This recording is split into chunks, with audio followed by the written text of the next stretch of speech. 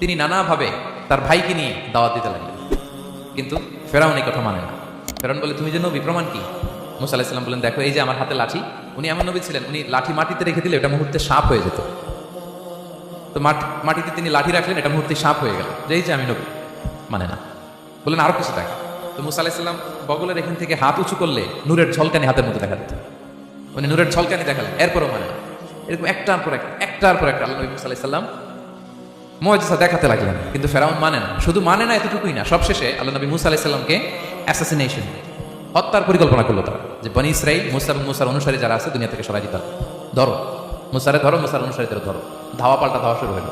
আল্লাহ নবী মুসা আলাইহিস সালাম বনী ইসরাইলকে নিয়ে বাঁচার জন্য ছুটলেন। ছুটতে ছুটতে সামনে লোহিত সাগর। দেখেন, একে তো আল্লাহর বিধান মানে নাই, এরপরে একটার পর একটা মুআজিজা আসলো, সেটাও মানে নাই। এখন নবীরে হত্যার জন্য ছুটছে। কি মনে হয় সীমালঙ্ঘন হয়েছে? একটু একটু হয়েছে না? অনেক।